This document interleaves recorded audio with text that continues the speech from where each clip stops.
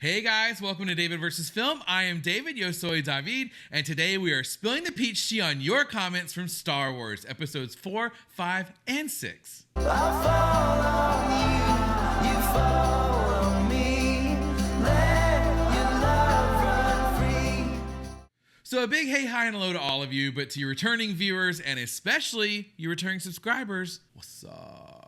Now, a little bit of business before we get to the spilling of the tea. If you've not checked out our Patreon, please go check it out if you're interested. We have a lot of fun over there. It's got exclusive perks and bonus content that you can't find here on the channel, like full-length reactions, early access to the videos, Discord benefits, and more. So I'd certainly appreciate you joining the party if you want to. But if you want to stay here on YouTube, I certainly understand that as well. I only ask that you consider clicking subscribe and the notification bell. It really does help the channel out quite a bit, as does a like and a share on any videos that you find interesting. And last but not least, if we're not friends on Instagram, let's be friends. I'll leave a link to my Instagram in the description down below. Star Wars. Okay, now let me tell you something. I knew going into Star Wars, I had to play my cards right, fools, because I knew that it wasn't going to be like these other franchises where I can just kind of mosey on in and maybe people are kind of fly-by-night fans. No, the Star Wars fans do not F around. You guys were not playing, and I knew that going into it. I knew that I had to show nothing but complete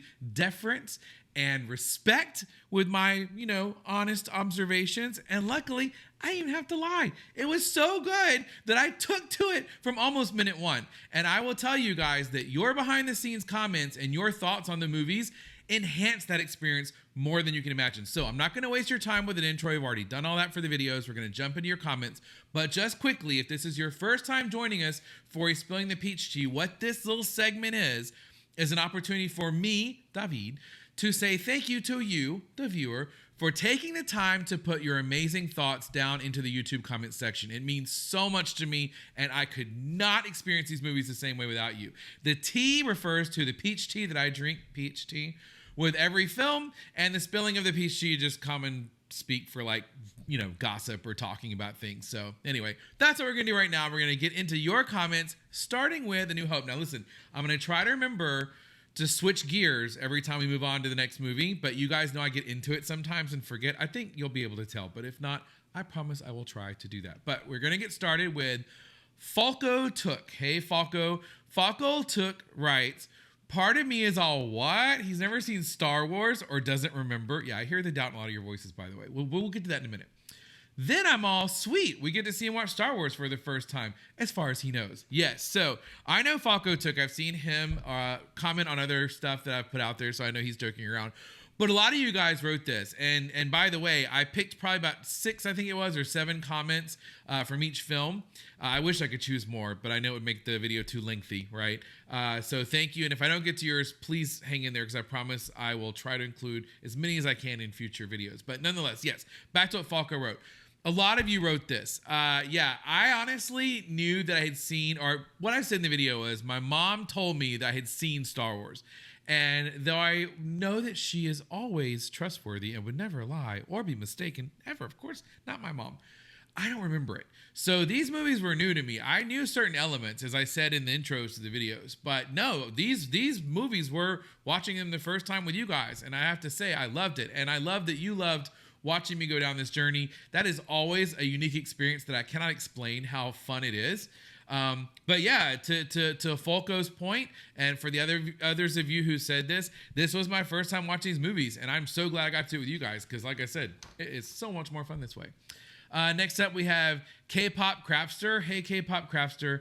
K-Pop writes, the older I get, the more emotional I get about Alderaan. Oh yeah.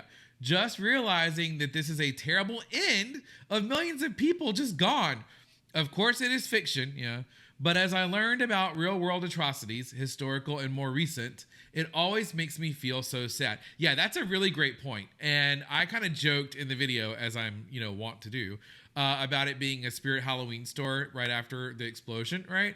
All in jest, and I have respect for all the fictitious, I guess, people who died in Alderaan. But yeah, that's a really good point. And I probably wouldn't have thought that if I were younger either watching it. I probably would have been like, oh, cool, or oh, wow, or whatever. But when you think about that, yeah, I said in the video, I thought that was going to be a fake out. I thought it was going to be like, oh, they just did this to make her think they blew it up. to weaken her, to make her more vulnerable and give information. Leia, obviously, I'm talking about. But nope, just blew it up. So yeah, I agree with you. That is kind of traumatic when you think about it, especially if you tie it with real world events. Yeah, pretty bad. Leia Armor, hey Leia, Princess Leia. Actually, this Leia is more like Queen Leia, you guys, because she always leaves like the most amazing comments on all the videos. So thank you, Leia. But Leia writes, George Lucas didn't expect to make any more Star Wars movies after this one. That would be why it feels like a complete movie. Yeah, I had made the comment in the film, or in the video reaction rather, that it felt like a complete movie when I was watching it, by the time it was done. And several of you kind of had some varying opinions on this, but kind of saying the same thing, okay? So many of you agree with what Leia wrote, that, George Lucas never intended for this to go further. And then others of you kind of fine-tuned it a little and said, well, he intended or kind of hoped, I guess, A New Hope would be the case, is more accurate, I guess, that he wished that it would go further. But if it didn't, if this was going to be it, this could stand on its own as a complete movie. I think I'm representing your thoughts correctly on that, because that's what a lot of you said. A lot of you made a similar comment to Leia, but then, like I said, kind of took it a little further with explaining what you thought. And of course, many of you also point out that Lucas, had ideas for like all kinds of movies and stories. And then, of course, as we see now, that Disney Plus is taking over, which also was a hot button issue with a lot of you guys, that Disney, what Disney's done with it. We see now that the canon just grows and grows and grows with all kinds of stories. Brian McGuy is another great friend of the channel, leaves all kinds of great comments all the time. There is a blooper in this film when the stormtroopers are entering the room that C-3PO... Y'all know my C-3PO, my relationship with C-3PO, is in the Death Star. A stormtrooper that is walking in hits his head. It was missed in the editing. It was so loved that the remastered versions of the movie put a sound effect in to make it stand out. Keep it up. Yeah, thank you, Brian McGuy. I certainly appreciate that. I love stories like that. And I pulled this comment because this is representative of the kind of comments you guys put that I would never know. I mean, yeah, maybe one day I'd watch a documentary or a behind-the-scenes special on the Star Wars series or something like that, or franchise, whatever.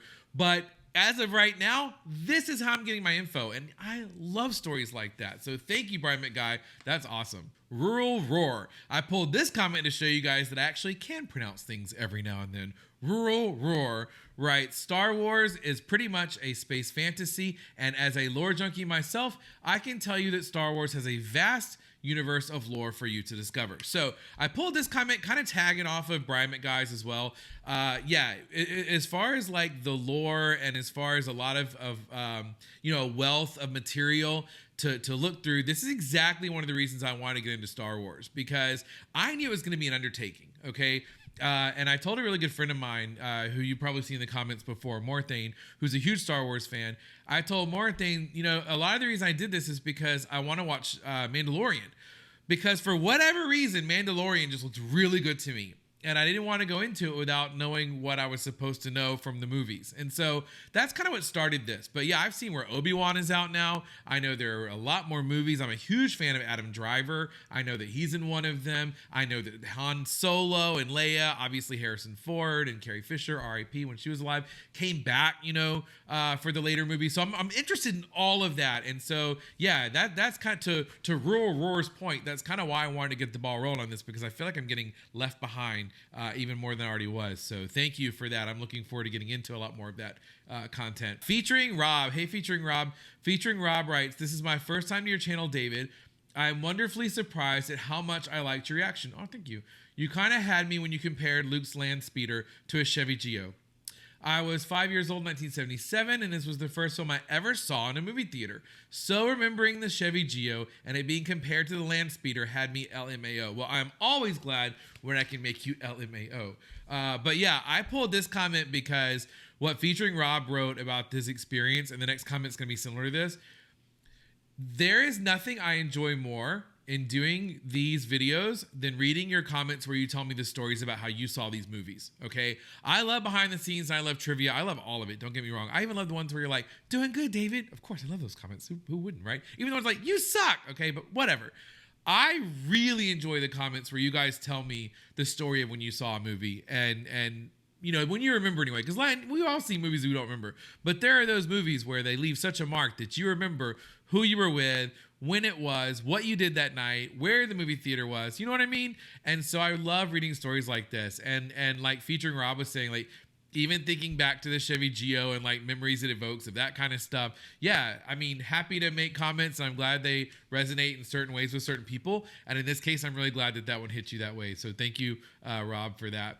And then Josh Johnston, who also leaves amazing comments, writes, I was 7 in 1977. Yeah, sorry, buddy, I mean to out you, but you wrote it in here, you know, so you kind of outed your age there.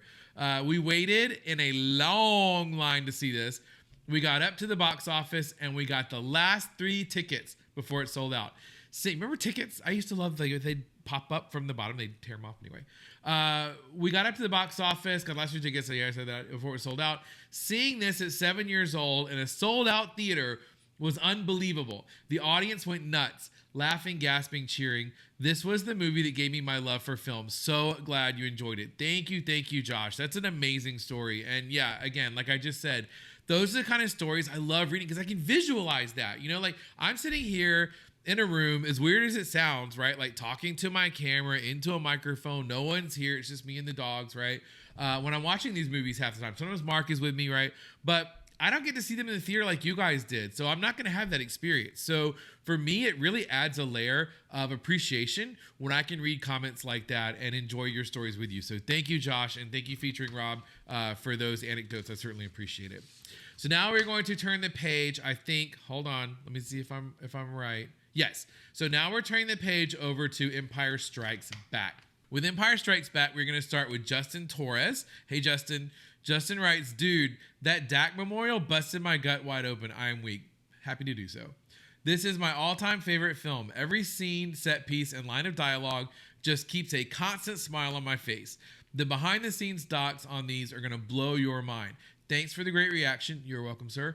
You had me dying laughing many times. Grade A, brother. Thank you, Justin. I certainly appreciate that. Yeah, I heard a lot of you say that Empire was your favorite movie, and there was a small but vocal group that said Jedi was theirs, you know, but Empire Strikes Back, I would say I heard the most comments, like A New Hope or just Star Wars when it first came out.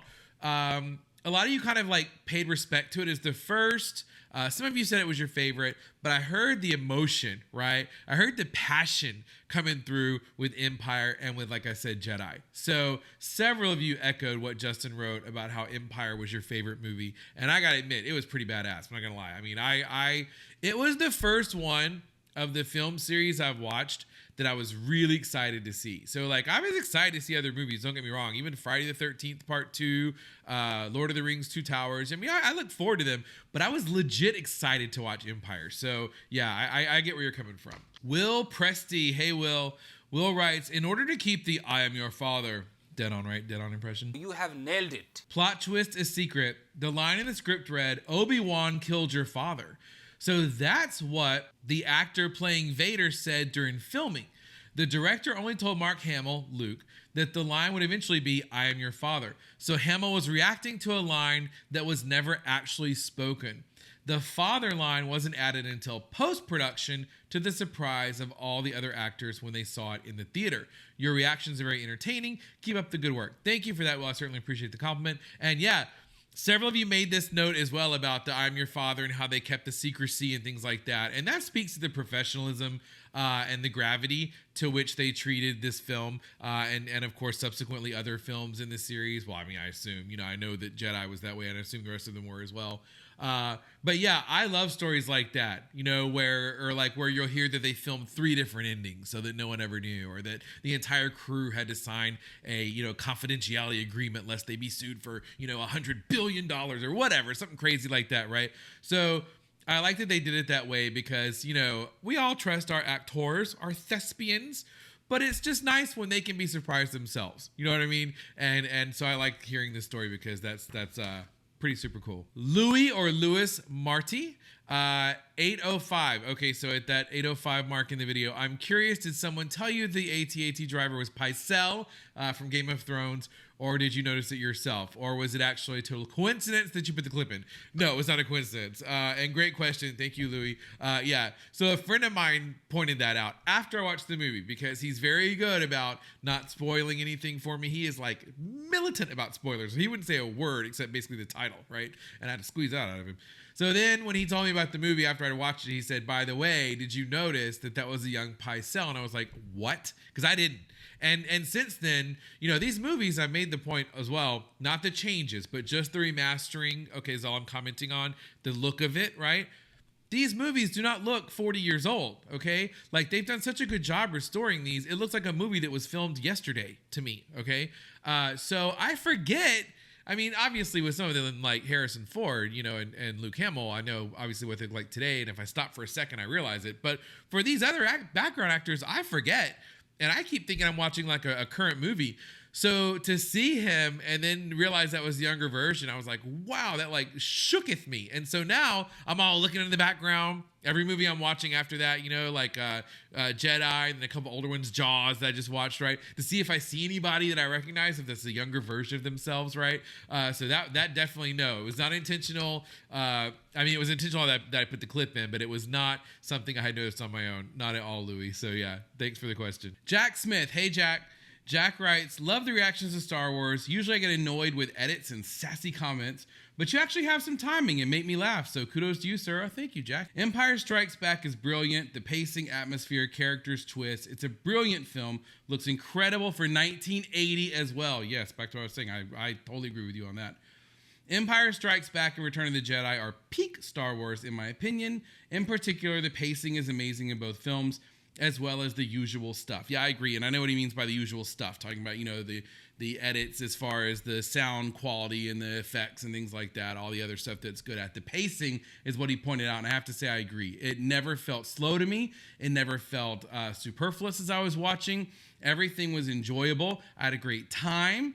And I would say that this echoes what a lot of you wrote about how Empire was your favorite. That this was definitely the one that is your go-to, is your Star Wars movie, And I think he's right about it being at its peak. From what I've seen, me being a viewer of all three films at this point. I mean, yeah, Empire and Jedi did feel like where they found their groove. And, and I don't mean Lucas. Obviously, Lucas knows what he wants to do. I'm talking about actors, I mean, and I don't get mad at me if I compare this to Friends. It's only in this principle that when certain actors come to a role, it can sometimes take a little while for them to feel comfortable with it, right? So, you have your great method actors that can just jump into a role and do it overnight. No big deal. But others, they kind of have to get comfortable within the character to really make it their own, and you see a difference as they go into it. However, I would say quickly, and this is another reason I pulled this one, with Carrie Fisher, and this relates to Return of the Jedi, but it's comparing her to other films, so I think it's okay to put my comment in here. I made the note during Jedi that she seemed a lot more kind of, reserved. It wasn't that sort of brassy Leia that I was used to with the comments and the cut downs and the insults and things like that, right? She was a lot like a kinder, gentler Leia, let's just say. And several of you had kind of also made the note that, she and Harrison Ford, either they didn't get along. I don't think it was that. I think you were saying that neither of them wanted to do the movie is what it was. Yeah, that's what it was. You were saying they weren't really keen that you'd heard on doing the film. But even still, unless you changed the lines, you know what I mean, and just took them out on her own, and Lucas or whoever's directing is like, yeah, no problem, that wasn't really her call. Like, the lines weren't even there, nerf herder and those kind of comments. So, again, as I said in the video, loved her no matter what, and loved the film still. But that was definitely something I had noticed when it came to like a different feel to it. LCB, hey LCB. LCB writes, fantastic reaction. You're so funny. I'll keep drinking, LCB. Thank you. I love the 3 original Star Wars movies. They were the Harry Potter of my childhood. Oh, you're going to get some people upset now with the Harry Potter reference. Oddly enough, what got me into reaction style YouTube videos was coming across videos posted by parents of their kids watching this movie at home and finding out that Darth Vader is Luke's father. Oh my God, the dramatic reactions. Yeah, that's amazing. And, honestly, like, I kind of feel bad that was spoiled for me. I can see where kids might not have heard that yet, with me being, in this world for a little bit longer and hearing people talk about Star Wars all these years. This ain't a small film series, right? So I knew that secret. I kind of wish I hadn't, but it is what it is, right? But I can imagine how cool it is to watch kids. And I pulled this comment also to tell you how I got into watching reaction videos was actually from seeing parents telling their kids they were going to Disney World. Because Disney World is such a fun place to go, and it's one of my favorite vacation spots. And I like to watch the videos where the parents, make their kids think they're going to the dentist. So they check them out of school, but then their sister's there, and now they're going to the airport, and grandma's in the back, and they didn't see her. And I love those kind of videos, right? And then from there, I kind of got into other reaction videos about movies. But yeah, that was how I got my start with reaction videos, was watching reactions of kids as well. But in this case, it was that they were going to be going to Disney World. And so now we kind of bring the two worlds together because, as we know, a lot of Disney World is now Star Wars. So yeah. So anyway, thank you for the comment, LCB. I certainly appreciate it. Amelia Bedelia. Hey, Amelia. Now, is that really your name? Because I read a book series when I was a kid called Amelia Bedelia, and it was my favorite book series. So if that really is your name, awesome. But if that's an alias, also awesome that you picked that. Amelia writes, so glad you're doing these. I just watched all of them with my nephews, and we went to Star Wars Celebration 2 weekends ago. So fun. Yeah, so kind of like I was saying about the reaction videos of the kids going to Disney World, I kind of got to feeling like I was left out of the party for a while now. Like everyone else knows about Star Wars. They're making their references, their inside jokes and whatnot, right? And I didn't know anything. I mean, I knew some of the stuff I'd heard, but I didn't get it, right? And even if I knew what certain things were, like I said in the videos, like Ewoks or something, I didn't know how they factored in or what their story was or things like that. So yeah, I love now being able to go to something like this, like Star Wars celebrations, knowing what May the 4th really means, like when people say it. So yeah, I think that it's super cool that your nephews are into it, that you get to experience that with them, because I know I have a niece and nephew, and it's so much fun getting into things with them. So thank you for your comment, Bedelia. Gen X Strong writes, saw this with my family. Oh, I love this story. Okay, listen to this comment, you guys. Saw this with my family at a drive-in in Long Island on a summer's night in 1980. My brother and I watched in our Star Wars slumber bags on the hood of my dad's old beat-up car, our backs against the windshield. To this day, and during this reaction, I tear up with Yoda's words to Luke when he fails to rise the X-Wing. I know many of the Hoth scenes were filmed in Norway. Thank you, I'd asked that question, so thanks for telling me. As many of you did. Thank you to you guys as well. I'm pretty sure they used Pinewood Studios for many of the sets for the original trilogy. The main reason I pulled this comment, much like the ones for New Hope from featuring Rob and Josh Johnston, I love anecdotes like this. I can feel that. Like, I can feel being there, in that time. I remember when I was a kid, we had a station wagon, right, for a while. And I mean, we just bounced around the back of that thing. Like, there were no seat belts, you know what I mean? It was not like that back then. We had so much fun, right? And I remember a joke from Modern Family, that series, where, he made the comment, when did everybody get so conscious about safety? When did everybody, we used to sit on the hood of a car and we were fine. When did people start wearing seatbelts? And then his wife's like, probably when kids started flying off the hoods of cars. I get it. But I'm just saying that, like, as a child, I remember doing that kind of stuff, and you go see movies and you put your sleeping bag on the hood like that, and it's just fun. It's just so much fun. You don't have a care in the world. You don't have bills yet. You don't have adult responsibilities yet. It's just a good time. So thank you so much for that comment, Gen X Strong. I certainly appreciate it. You definitely painted a picture that I feel like I was there. So thank you for that.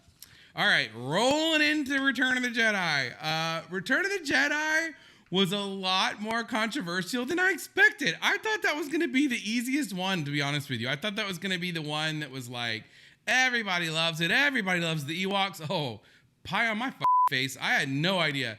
But several of you did, and it was actually honestly my favorite. I don't know if it's because I started feeling more comfortable with the films, so I was having fun with it. I started to recognize characters and feel like I knew them, right, or whatever. But I enjoyed it. Nevertheless, who cares about me? Let's listen to you guys. Rocco, my good friend Rocco in New York City, Rocco Borghetti writes, this is my absolute favorite movie in the saga, with Revenge of the Sith coming in second. The final father-son duel is the most powerful in the saga, with Battle of the Heroes duel and Revenge of the Sith being the all-over best duel. So obviously I don't know that one. And don't worry, I don't consider that a spoiler. That tells me nothing. That tells me the title of this other duel and something to look forward to. So I don't mind spoilers like that. But yeah, I have to say that I enjoyed that as well. Like, I make jokes and I make my little comments. I know sometimes you guys think I'm not taking it seriously. Trust me. That's the stuff I do to kind of keep things light and have fun and make it enjoyable for you guys. There's a whole alternate path running concurrently while I'm watching these movies, where I'm really appreciating. So I'm multitasking, okay? I'm multitasking and I'm drinking my peach tea, right? All of it happening at the same time.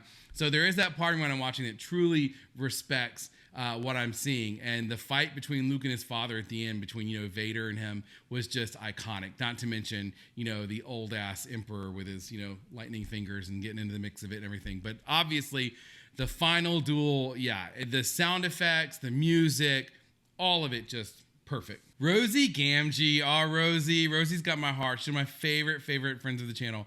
Rosie writes, I really like the Ewoks. It's an unpopular opinion. Yeah, I learned that too, Rosie, within the Star Wars fandom, but that doesn't bother me any. Ewoks are fun and cute. Okay, so let me tell you something about the Ewoks. This was probably the thing I got the most comments on, especially from Return of the Jedi, that totally caught me off guard. I thought, I knew there was trouble. I knew there was trouble when I started reading the comments and someone wrote, oh, so you're into cannibalism, huh? I was like, what? And I started to read a little more, and they're like, well, the Ewoks are cannibals because they eat people. Where do you think Leia got that dress? Think got a dress barn next door? Like that kind of stuff. And I was like, what? I mean, I guess I didn't think about it, but okay. And then someone else is like, they're not cannibals. Cannibals means you eat your own. They're just like, hunters or whatever. I'm like, okay. And then somebody else was like, the Ewoks. I mean, it got like bad. And I'm like, what is going on with the Ewoks? I thought everybody loved them. And then other people like Rosie, she likes them, and I'm like, okay, well, maybe some people do. I don't know. I really was not prepared at the volatility that the Ewoks caused. And I will never think of them the same way again now, right? So I still like them. I think they're kind of cuddly and cute, and I get along with them and everything. But yeah, I respect you guys. I read all your comments, and I tried not to read it with any kind of bringing my opinions into it, just to hear you out and see what you said about it. But yeah, the Ewoks were definitely a 50-50 enterprise. Anne-Marie Mills. Hey, Anne-Marie. Anne-Marie writes, didn't know if you've been told by anyone yet, but the first Ewok that we meet was played by Warwick Davis, who played in Harry Potter as Professor Flitwick and the goblin that helped Harry get into Gringotts. I did not know that, but several of you told me that, including Anne-Marie, about Warwick Davis. And I gotta say, okay, Willow, this, Leprechaun even, Harry Potter, Warwick Davis has had a pretty good run. I'm not gonna lie. He's had a pretty varied career. And it's so funny that the more I learn the things he's been in, I'm like, wow, this guy's been all over the place. So I didn't know that, but it's good to know because I'll just add that to my list of things I've seen Warwick Davis in. Tim Keller. Hey, Tim. Tim writes, the little laughing guy with Jabba's name Salacious Crumb. Holy shit. This guy, okay, first of all, that laugh, which I'm not going to recreate, but I hear it in my head so many times. He cracked me up. What was that guy? Where did he come from? So much is going on. And then it's probably me. There's a producer who they let have some control, who has the same lack of good judgment that I have, who's like, I want this creature and I want him to laugh at this moment, because they would cut away and then it'd be that guy. And I cracked up. And then I find out that his name is Salacious Crumb, which is an amazing name, okay? As if he weren't good enough as it is. They could have just called him Muppet number 3 and I'd been fine.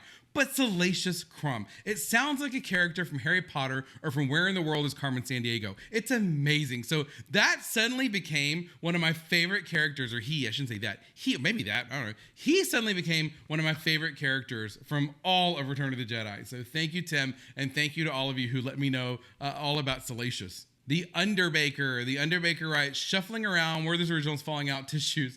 Funniest description of the Emperor I've ever heard, LMAO. Even Chris Isaac didn't play a game that wicked, LOL. Thank you so much, I appreciate that. Yeah, I just call it like I see it.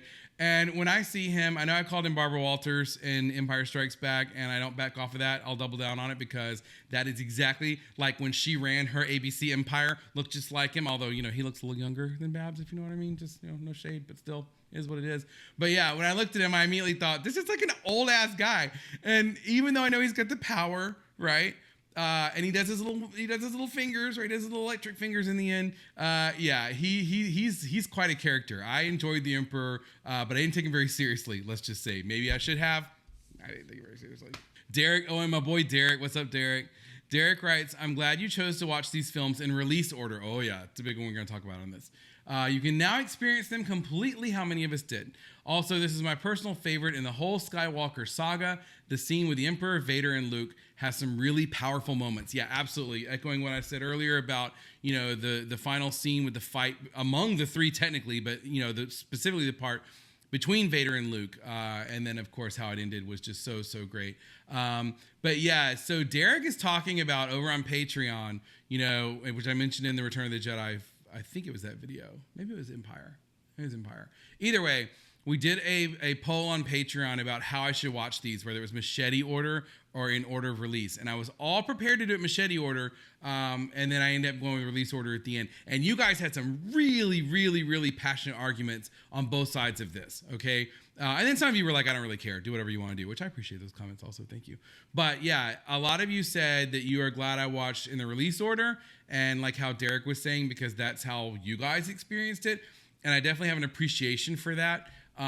But yeah, I think I would want to go back because a couple of you said now that you've seen, or once you've seen the full series, right, that you should go back and watch them in machete order to kind of see how that is, right? And I'm interested in that. That makes it fun to me. Plus just the name, machete order. If they'd called this the Care Bear order, I probably wouldn't be as interested. But the fact it's machete. Oscar RG, Oscar, my boy, Oscar writes, my man, I love that you get to watch this in chronological order instead of machete. I think it's easy this way for new beginners. Yeah, so again, continuing on with the machete versus the order of release. The reason I pulled Oscar's comment was because a lot of you, it was representative of what a lot of you wrote, which is that you feel like for beginners, especially, it's important to watch it in release order. And someone else made the comment that when you mix up the order of things, you know, like when you go back and you do the machete order, or if you have other series like this where they maybe do a prequel, like Hobbit, and Lord of the Rings, for example, you know, if you say, well, now you have to watch Hobbit first because that came out before Lord of the Rings, as far as the books go, and the events of that happened before the events of Lord of the Rings. So you do it that way. Someone made the comment, you know, okay, but if you do that, you know, you're disrupting the creator's vision, right? Meaning the films, not the books, like in Lord of the Rings, for example. But like with the films, you're disrupting the order and the vision that the creator had for the way they released them. Now, we all know there are times where movies come out just to make more money, right? But in these kind of intentional situations where that does not appear to be the case, there is something to be said for respecting the vision of the creators, in this case, like Lucas, for example. So yeah, I appreciate all the comments you guys had. And like I said, with Derek's comment, I wouldn't mind doing machete order after all this is done. And last but not least, Mandacity. Mandacity is one of the best commenters on the channel. He always cracks me up with the stuff he writes. But Mandacity writes, it's kind of interesting in these moments how, like, now we have your take on the originals. What's your take on the prequels and the rest going to be? I like the meme. Oh, yeah, that's why I pulled this. I love this meme.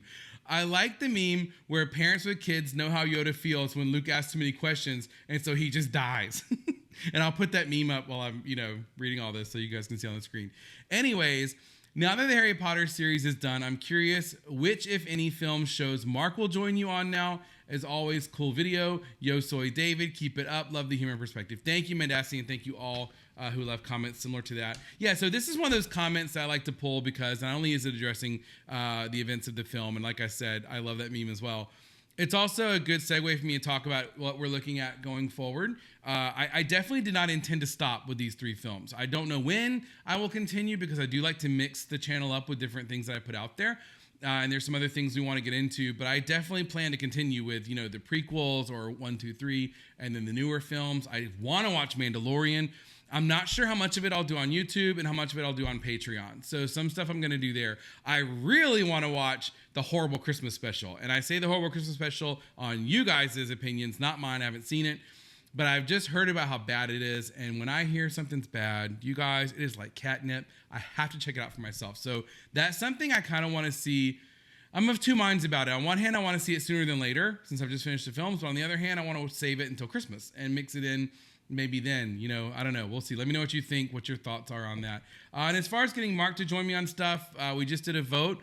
Speaking of Patreon over there about which big franchise to watch next, it's looking like it's going to be Pirates of the Caribbean. I did not think I'd be able to talk Marc into that. We will see. I will get him drugged up and alcoholed and liquored up and all that good stuff, kidding aside. And we'll see if he'll agree to do it. So hope so, but either way, you guys know, it goes without saying, but I'm going to say it anyway, how much I appreciate you. These comments, if I didn't get to your comments in this video, I promise you I hope to in the future because I wish I could pull them all. I am never, ever, ever disappointed with the amazing depth and perspective that you guys bring on these films. You have no idea how much of an experience it adds to watching this for me. So from the bottom of my heart, I say thank you. If you like this video, let me know. If you're enjoying the Spilling the Peach series, let me know. I hope you guys have an amazing rest of the day, and I will see you in the next video.